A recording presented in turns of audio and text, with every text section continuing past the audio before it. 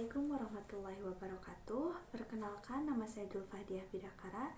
Saya dari Universitas Bali Bandung, Fakultas Keguruan Ilmu Pendidikan, Program Studi Pendidikan Bahasa Indonesia dan Daerah. Di sini saya akan menjelaskan suatu materi mengenai aspek makna guna untuk memenuhi tugas mata kuliah semantik. Sebelum kita membahas mengenai aspek makna, terlebih dahulu kita akan membahas mengenai pengertian semantik. Nah, semantik adalah cabang ilmu linguistik yang mempelajari tentang arti atau makna yang terdapat di dalam bahasa, kode, maupun jenis referensi lainnya. Dalam arti lain, semantik adalah ilmu yang mempelajari tentang makna. Baik, yang pertama kita akan membahas mengenai pengertian makna. Menurut Ferdinand de Saussure, makna merupakan konsep atau pengertian yang dimiliki atau yang terdapat pada sebuah tanda linguistik. Namun, Mansur Pateda mengemukakan bahwa pengertian makna merupakan kata-kata atau istilah yang membingungkan dan selalu menyatu pada tuturan kata atau kalimat yang telah ditentukan. Nah, selanjutnya kita akan membahas mengenai aspek-aspek makna. Menurut Palmer, aspek makna dapat dipertimbangkan melalui fungsinya. Nah, yang pertama ada sense yaitu pengertian, yang kedua ada feeling yaitu perasaan, yang ketiga ada tone yaitu nada, dan yang keempat ada intention adalah maksud.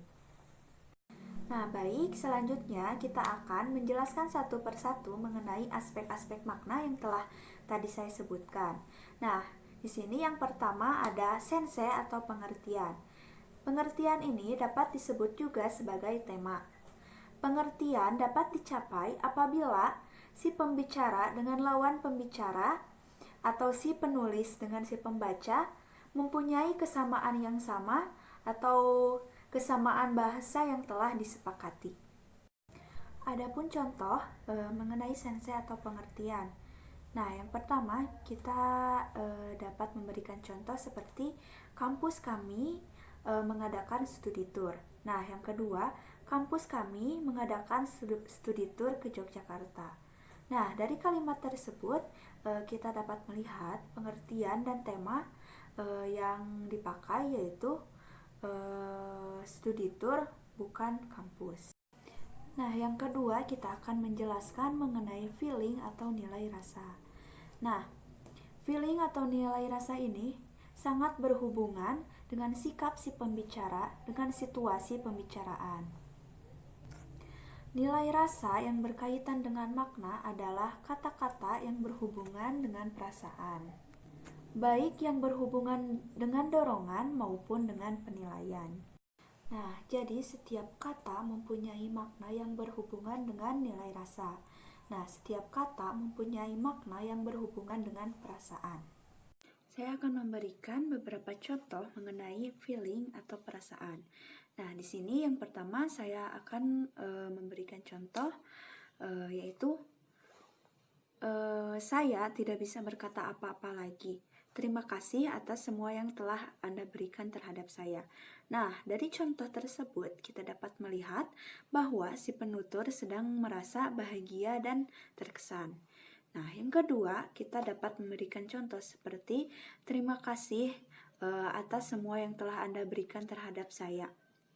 Nah, dari contoh kalimat tersebut kita dapat ambil bahwa si penutur sedang merasa menyesal atau kecewa. Selanjutnya yang ketiga kita akan menjelaskan mengenai tone atau nada. Nah, tone atau nada ini merupakan sikap si pembicara kepada lawan pembicaranya. Aspek nada berhubungan pula dengan aspek makna yang bernilai rasa.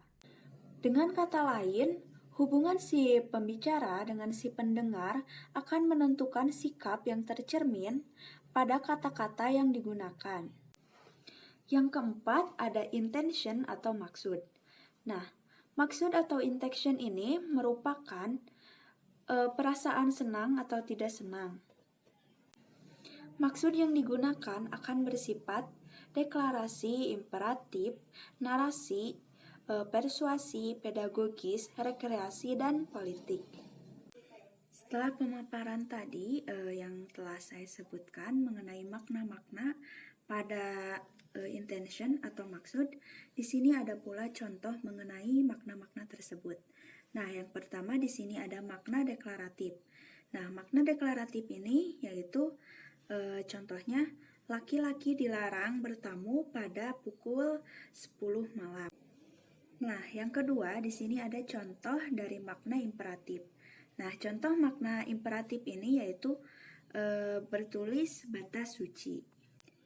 Nah, yang ketiga ada contoh dari makna narasi. Nah, contoh dari makna narasi ini yaitu hidupku terlalu sedih layaknya seperti Siti Nurbaya.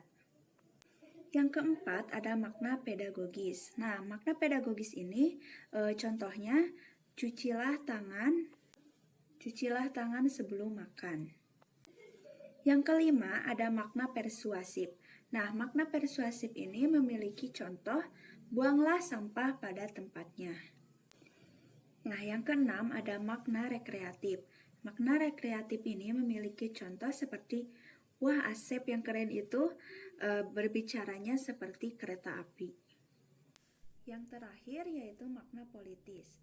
Nah, contoh makna politis ini yaitu apabila saya terpilih menjadi kepala desa, saya akan mengalokasikan sebuah dana sebesar 500 juta untuk pembangunan desa. Setelah pemaparan materi mengenai aspek makna tersebut, kita dapat menarik kesimpulan. Jadi, makna adalah pengertian yang dimiliki oleh setiap tanda linguistik. Nah, aspek makna memiliki 4 makna. Yang pertama ada sense atau pengertian, yang kedua ada feeling atau nilai rasa, dan yang ketiga ada tone yaitu nada, dan yang keempat ada intention yaitu maksud. Mungkin cukup sekian saja materi yang dapat saya paparkan. Mohon maaf apabila ada kata-kata yang kurang berkenan atau kurang jelas. Semoga mengerti dan semoga pemaparan materi ini dapat bermanfaat bagi saya dan bagi kita semua. Terima kasih. You cut my heart in a million pieces. Damn, why you gotta be so heartless? Why you gotta be so heartless? You cut my heart in a million pieces. Damn, why you gotta be so heartless? Why you gotta be so heartless? You got me like